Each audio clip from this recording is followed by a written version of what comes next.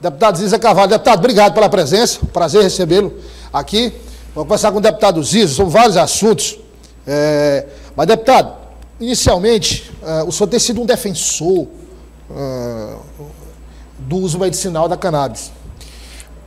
O senhor tem defendido, e aí, infelizmente, nós temos a internet e outros meios que ficam até fazendo piada com o assunto e não entendem a proposta. O senhor sempre fez a apresentação dessas propostas com base em estudos, em dados, com pareceres de médicos, de cientistas. Não é? Então eu queria aproveitar a oportunidade, porque de fato é um assunto muito importante, para o senhor esclarecer efetivamente o que é que foi proposto pelo senhor naquele projeto. Na verdade, é um projeto que já tramita e alguns, inclusive, já aprovados, desses projetos já aprovados em vários estados brasileiros. Já funciona, né? Já funciona. Recentemente, São Paulo, governado por um governador de direita, que é o Tarcísio Freitas, sancionou o projeto que tramitava na Assembleia Legislativa. E aqui no Piauí também nós já vencemos todas essas etapas. Essa lei já foi sancionada pelo governador, né? O projeto realmente teve um período de que as pessoas não entendiam basicamente como funcionava, para que servia, não conheciam a realidade, porque é cercada realmente de preconceitos, porque apesar de ter uma função recreativa para entorpecente, para quem usa fumando a maconha, para fins medicinais ela já já tem comprovação científica no mundo todo, servindo inclusive para resolver os problemas de saúde de diversas patologias, que somente esse medicamento, a base do canabidiol, como epilepsias refratárias, que existem principalmente em crianças, e que ele é o mais eficaz comprovadamente no mundo todo, né? E já existe um mercado negro muito grande, porque o Brasil não regulamenta no nível federal e tem que importar, porque a Anvisa autoriza. Hoje, cerca de 20 medicamentos, portarias já autorizadas a importação do canabidiol, do medicamento à base do canabidiol, autorizados pela Anvisa. Pela Anvisa. Então, qual é o problema do Brasil? Porque a União não regulamenta para que barateie os custos, seja feita a distribuição gratuita pelo SUS, com produto nacional, com laboratórios nacionais, e aí os estados da federação passaram a regulamentar, porque a política de saúde ela tem uma competência concorrente entre União, estados e municípios. Então, tanto o município de Teresina como municípios do Brasil afora também procuraram regulamentar dentro da sua esfera de competência a distribuição desse medicamento no Brasil. O senhor é um jurista, um homem que entende de leis, é da área. Aí eu queria que o senhor esclarecesse. Aí a União pode legislar? Pode. Os estados podem legislar? Pode. Os municípios podem? Aí qual é o estabelecimento de limites, deputado? Quer dizer, cada ente pode ir até onde? Se a União não legisla sobre esse assunto, o estado pode ir até onde puder. Se a União se ausenta... Se ela se ausenta, o Estado tem competência plena. Certo. Se ela regulamenta em nível federal, aí os Estados só podem suplementar a lei federal. Como ela restou omissa, não legislando sobre um assunto, apesar de já ter projetos tramitando tanto no Senado como na Câmara há muito tempo sobre essa regulamentação, e muito por pressão de bancadas conservadoras, não querem avançar, misturando coisas... como eu falei no início, recreativas com questões de saúde, acaba que existe esse vácuo da União, fazendo com que os estados tenham essa competência plena para legislar sobre o assunto, só no que diz respeito à saúde. Isso é uma legislação de saúde pública, não é legislação de drogas. Se for legislação de drogas, a competência é exclusiva da União. Agora, deputado, o que é permitido com a aprovação do seu projeto? Ele indica o quê? Não, ele cria uma política estadual, onde define órgãos de pesquisas autorizados a aprofundar os estudos, como a universidade, a Secretaria de Saúde, cria comissões de estudos, a própria UESP, a partir da lei, já criou uma portaria instituindo com 2 professores doutores os estudos para a pesquisa, barateamento do custo e a distribuição pelo Sistema Único de Saúde daqueles medicamentos que são autorizados pela Anvisa. Quer dizer, esses que já são autorizados, esses que já são produzidos, já são autorizados, com o projeto do senhor, já podem ser distribuídos pelo sistema de saúde, público de saúde, do estado do Piauí. De acordo com a patologia. De acordo com a patologia autorizada pela Anvisa e prescrita por médico competente, de acordo com o período, a dosagem correta e autorizada, com receita especial. Entendeu? Porque hoje nós já temos diversos médicos no Piauí que fazem prescrição. Que prescrevem esse medicamento. Neuropediatras, principalmente. Esses pesquisadores que o senhor falou, eles estão pesquisando outras, pesquisando outras, outras funcionalidades. Exato, inclusive vai fazer com que os próprios laboratórios invistam na pesquisa dentro das universidades, laboratórios nacionais. Outras utilidades, digamos assim. Que possam conseguir comprovar e tramitar seus processos de regulamentação de medicamentos para outras patologias, porque hoje, cada dia é descoberto novos benefícios, né? Hoje, já tratar Alzheimer, tem vários depoimentos de pessoas, pacientes aqui do Piauí, que fazem tratamentos. Mães de colegas, inclusive deputados, que o médico prescreve e ela evoluiu bem, né? Alzheimer e outras questões neurológicas, inclusive de outras doenças, não só para crianças. Então, isso tudo vai favorecer uma política de busca de pesquisa, de laboratórios nacionais investindo na regulamentação de novos medicamentos e na distribuição desses medicamentos para ficar mais barato a produção. Então, ajuda em todas as... Que hoje você depende hoje tudo da importação, porque é fechada a legislação brasileira sobre isso, nós estamos dependentes de laboratórios americanos, canadenses, franceses. Quer dizer, é bom de todas as formas, porque você tem um medicamento novo, cada vez mais descobrindo outras utilidades para outras patologias, resultados comprovados, e, como o senhor disse, isso abre caminho para investimentos, e esses investimentos são bons para o Piauí, porque você profissionaliza a pesquisa, gera receita, emprego, tudo. Eu vou fazer uma pergunta ao senhor, e não precisa citar nomes. O senhor notou uma certa resistência de parte do parlamento também? Sim, claro. Parte do parlamento inicialmente teve uma forte resistência, né? Confundiu as coisas, achou que era uma brecha de legalizar, que nós estaríamos legislando sobre política de drogas, quando não tem absolutamente nada a ver. Quando passaram a conhecer a realidade dessa legislação nos outros estados e vários parlamentos legislando, e todo mundo, até as matérias da imprensa nacional, Fantástico, várias reportagens falando sobre esse medicamento e de médicos, né, depoimentos de médicos e de pacientes que hoje no Brasil todo dependem desse medicamento, pessoas que davam convulsão, 15, 30 convulsões por dia, e passaram a dar 1, 2 por semana. Quer dizer, quem é uma família que não vai querer ter um medicamento para um filho, um problema, vendo seu filho agonizar todo o tempo? Então, você não quer saber de que planta ele está vindo o remédio, que é a até cura. Porque se não é a planta ali, é o remédio já processado, não tem nada. Eu vi, inclusive, depoimento, deputado, de um homem dizendo que curou a enxaqueca crônica que ele tinha. Uma enxaqueca crônica mesmo, que ele não podia trabalhar, que ele não podia sair de casa, e hoje ele disse que depois que fez o tratamento, como o senhor disse, prescrito pelo médico, acompanhado com isso, nunca mais sentiu uma dor de cabeça. Fibromialgia também. Quem sofre de fibromialgia sabe o que é o problema. O corpo inteiro, você fica, usando aquela expressão que o senhor conhece bem, que o senhor é do interior, entrevado, né? Fica realmente entrevado. Vamos mudar de assunto, deputado, falar agora de limite territorial. Nós tivemos uma primeira etapa dessa, eu me lembro bem que eu participei da cobertura, nós tivemos uma primeira etapa de uma disputa com Tocantins, e o Piauí venceu essa disputa com Tocantins, ficou provado que realmente as terras pertenciam ao Piauí. Agora, essa disputa com o Ceará parece mais complicada, deputado. Na verdade, todos são complicados. Essa do Tocantins com o Piauí, ela já foi resolucionada no âmbito do Supremo Tribunal Federal, na ação civil originária 347, que foi uma ação que o Estado de Goiás entrou para fixar os marcos divisórios com a Bahia.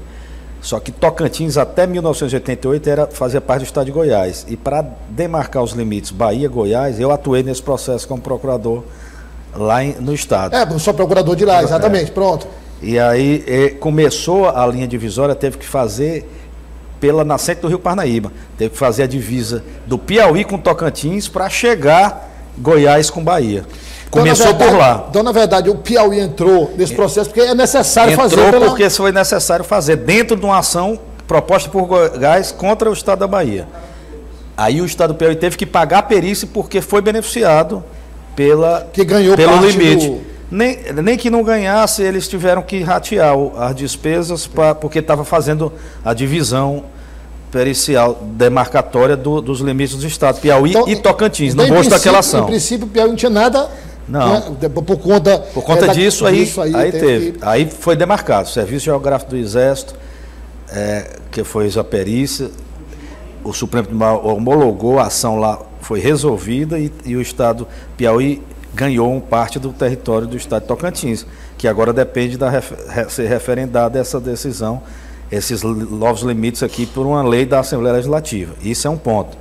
Existe outra ação proposta pelo Estado do Piauí ainda no ano de 2011, se não me engano, se não me falha a memória, contra o Estado do Ceará, que é a ação civil originária 1831, também no âmbito do Supremo Tribunal Federal.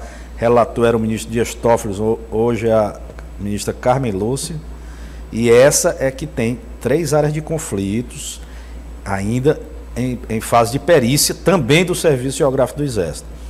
São uma área de conflito na região de Luiz Correia, Cocal, com o Ceará, uma área de conflito São João da Fronteira, Cocal dos Alves, com aquela parte lá de Tianguá, São Benedito. Tianguá, Viçosa. Viçosa, né? Aquela região das eólicas, da Ibiapaba. E a outra, terceira área de conflito, é Pedro II, Buriti dos Montes, São Miguel do Tapuio, com a outra área, Crateús. Crateús, exatamente. Então nós temos cerca de 7 municípios piauienses envolvidos com conflitos de territoriais com outros municípios do Ceará, que são mais ainda. Para quem está nos acompanhando, o que é que o Piauí busca nessa ação? Não, o Piauí busca a demarcação de um acordo feito em 1920, assinado por uma convenção na época do presidente, se eu não me engano, o Washington Luiz, que foi feito um acordo de divisas com o Estado do Ceará, esse acordo homologado pelas assembleias e uma lei federal publicou, por decreto, aliás, não foi uma lei, um decreto federal publicou esse acordo. Foi feito. E essas divisas, a União tinha um prazo para fazer esses marcos, onde foram essas referências divisórias foram delimitadas naquele acordo. E a União nunca fez. E o Estado do Piauí procurou fazer esse estudo na época, a Assembleia, para saber por que não tinha feito, porque havia conflitos, até hoje ninguém sabe, nesses municípios que eu falei, onde termina, onde começa o Ceará, existem povoados aqui e lá, prestação de saúde, transporte escolar, UBS, que ninguém sabe de quem é a responsabilidade, e que o Ceará veio avançando. Envolve até recursos também. Envolve número de habitantes, repasse de receitas constitucionais, que é calculado com base no número de habitantes, número de estudantes, tudo isso envolve... E o Ceará vem avançando? Vem avançando, durante esse século todo veio avançando, de 1920 para cá, que não foi feita a demarcação, e hoje quase tudo lá é do Ceará. Então o Piauí viu que grande parte desse território, na verdade, é do Piauí. Qual é o outro interesse econômico? Grande parte desse cinturão, desse litoral com o Ceará, virou um polo de agronegócio, de hortifruti. Tem grandes produtores lá, circula riqueza, tem um PIB alto, tem parques eólicos instalados lá, que eventualmente tem torres, tem tributos que deveriam estar sendo recolhidos para o Estado do Piauí, para esses municípios, o ISS para o município e o ICMS para o Estado. Então, o impacto econômico para o Estado do Piauí, a perda que ele está sofrendo é muito grande. Agora, deputado, só porque é um negócio complicado, porque 1920, as assembleias aprovaram, o decreto foi publicado com aprovação, e de lá para cá nada foi feito para demarcar. Quer dizer, então... E acho que não haveria nem dúvida, porque já tinha sido feito um acordo, né? Exato. Bom, os dois estados chegaram a um acordo, né? Já tem o acordo feito. Aí agora exército... Quando foi para fazer a demarcação, foi tentada uma solução amigável às assembleias, os deputados do Piauí, ainda eu não fazia parte da casa, mas eu lendo o histórico dessa ação, eu vi que os governos tentaram fazer um acordo para fazer a demarcação e o Estado do Ceará viu que ia perder, que invadiu realmente não teve acordo. Então, o Estado do Piauí judicializou essa questão em 2011, ainda no governo Wilson Martins, a Procuradoria-Geral do Estado, e por provocação da Assembleia Legislativa, da Comissão de Estudos Territoriais, e aí o então ministro relator Dias Toffoli enviou o processo para a Câmara de Mediação e Arbitragem da União, que é uma Câmara que o Supremo criou para arbitrar conflitos federativos entre estados e municípios, municípios e municípios. No âmbito do Supremo. No âmbito do Supremo. Só que antes de decidir a ação judicial, procurou ainda essa... Digamos, antes da votação do mérito em si, tentar um acordo. Tentar um acordo, que essa Câmara de Conciliação é para isso, para problemas federativos, fazer um acordo. Teve isso agora no ICMS. Os estados fizeram na baixa da gasolina para voltar na ação do Gilmar, quando os estados questionaram essa isenção que a lei complementar provocada pelo Bolsonaro fez, tirando dos estados o ICMS às vésperas da eleição, também foi feito um acordo nessa Câmara. Então, essas questões federativas podem ser resolvidas antes de ser decidida o processo judicial. E aí morre o processo judicial. Nós já passamos essas fases. Já passamos essa esfera, não teve acordo. E agora nós estamos na fase do perito, que é o Serviço Cartográfico e Geográfico do Exército, que está fazendo a perícia. Inclusive, amanhã tem uma reunião com os assistentes técnicos lá em Brasília com o Serviço Geográfico do Exército, porque eles querem concluir essa perícia até o final do próximo ano. Demora tanto, deputado? Terminou essa perícia, porque eles têm que fazer trabalho em loco, satélite, avião, radar, trabalho em loco, de campo. É tudo bem fundamentado. Bem fundamentado, é o que tem maior expertise hoje em delimitação de divisa. O do estado de Goiás, Bahia, Tocantins, Piauí, foi feito também por esse mesmo serviço geográfico. A gente pode esperar que, no máximo, até o final do próximo ano... A previsão é essa. Inclusive, o valor da perícia, que ficou em torno de R$6.900.000, já foi pago pelo estado do Piauí. Então, até o final estado do Ceará não quis desembolsar nada, mais uma vez... Foi custeado todo pelo estado do Piauí. Então, para ser reembolsado depois pela União, certamente, porque essa é o que determina a lei... Ou quem perder a ação. O Piauí fez isso por quê? Claro, está claro que as terras são piauienses. Então, claro. Agora, até o final do ano que vem, aí para a gente entender, deputado, quais são as etapas. Concluída a perícia, essa perícia é enviada ao STF? Ao Supremo, ao relator, quem designa o Serviço Geográfico do Exército para a perícia é o próprio Supremo. As partes envolvidas, Estado de Piauí e Ceará, formulam quesitos, indicam assistentes técnicos para acompanhar a perícia, fazem as perguntas, já está lá no processo, inclusive os questionamentos do Ceará, do Piauí, perguntando o número de habitantes, qual o PIB, o que cresceu a região, qual o impacto socioeconômico que vai ter se deixar de ser do Ceará, essas coisas. Tudo isso depois de feito, respondido, vai para a mesa do ministro, as partes se manifestam. No caso agora, Carmen Lúcia. E baseado nos laudos técnicos do Exército, na perícia, no relatório e no coisa, sai a sentença que é definitiva. É uma ação civil originária de uma instância só. Que é no Supremo Tribunal Federal, não dá para recorrer mais nem para já vai direto para o Supremo. Não, é no Supremo. É no Supremo. Agora a pergunta que eu faço ao senhor é da lavra da ministra Carmen Lúcia. A decisão dela tem que ser submetida ao pleno ou a decisão dela acabou? Não, é submetida ao pleno. Submetida ao pleno. Submetida ao pleno. Então, quer dizer, a decisão é por maioria.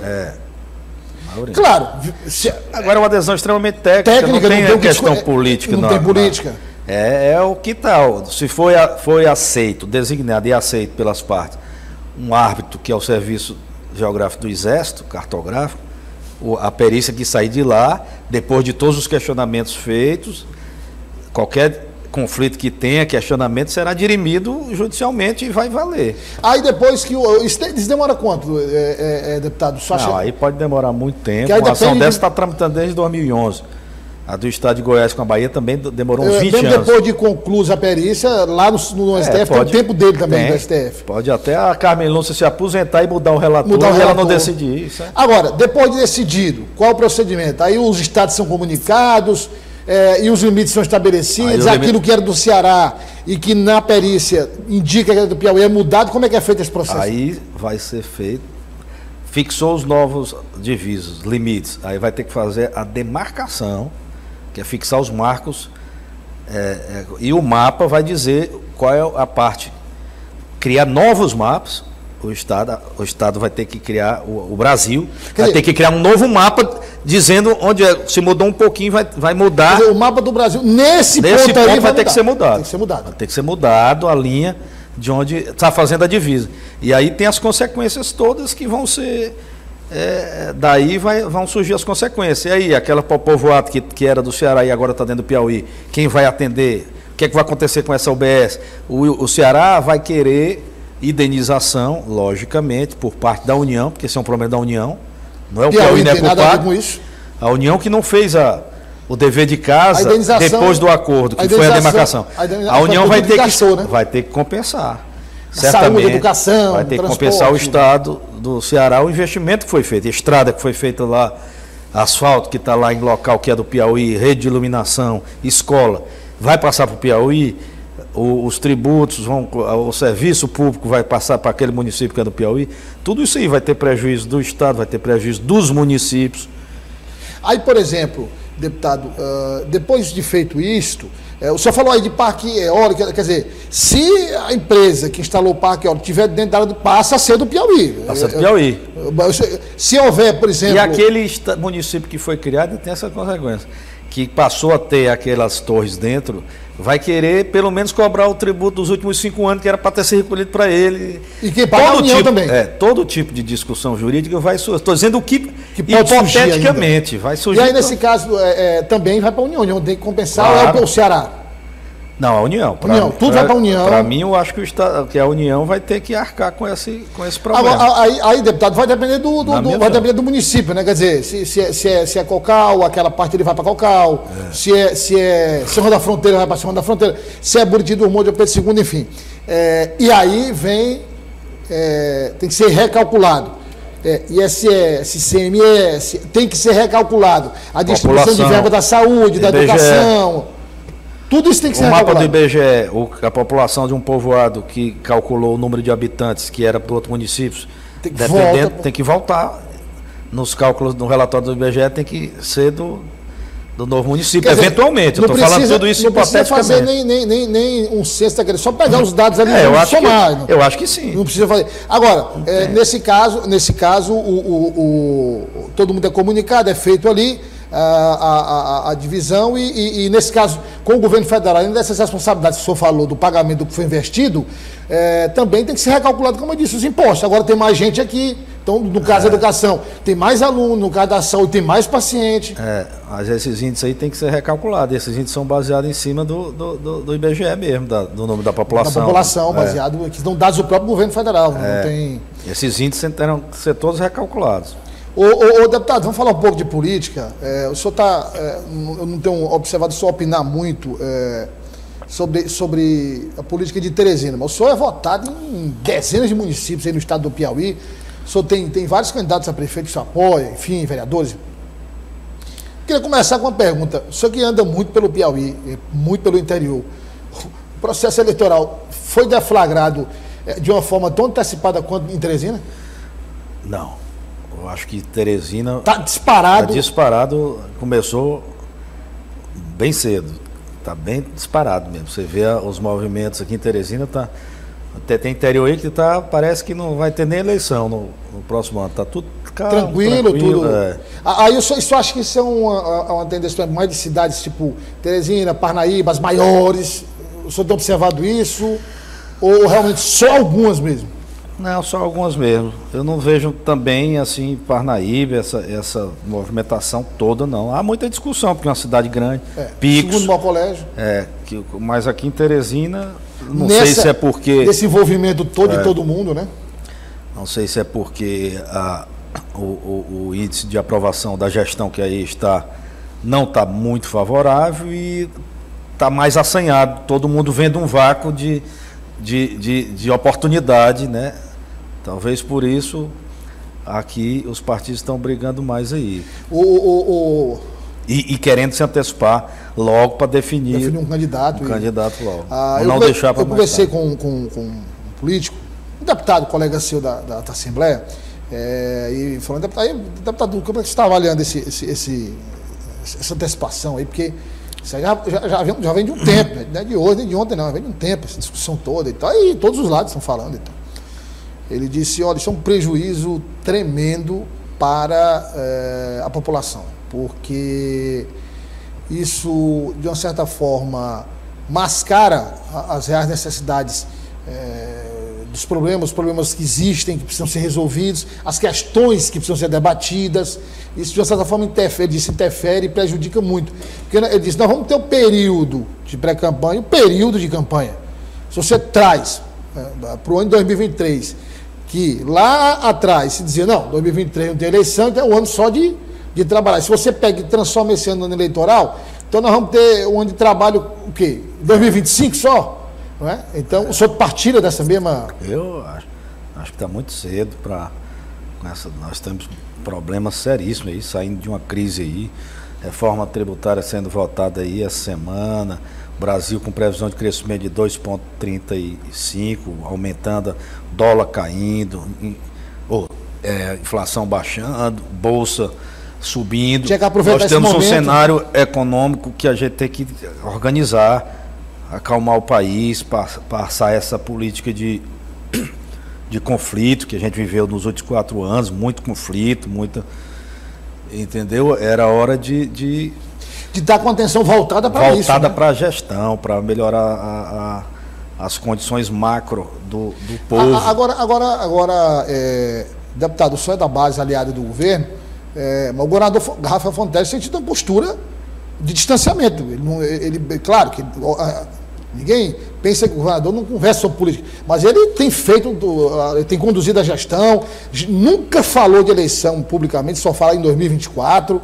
Ele tem conduzido de uma forma a manter um certo distanciamento, né? Ele tem sido cuidadoso nesse aspecto, né? Com certeza ele está muito bem avaliado, inclusive em Teresina, né? Eu acho que ele será um ator... Mais de 70% de aprovação. Ele vai ser um ator fundamental aqui nas diretrizes aqui da base para a escolha do candidato. Né? O senhor acha, deputado, pela sua experiência, e seu pai, vindo do seu pai também, o senhor, mesmo sem entrar na polícia, acompanhava, o senhor via como é que era todo o processo. Aliás, seu pai tinha uma ligação muito forte com Teresina.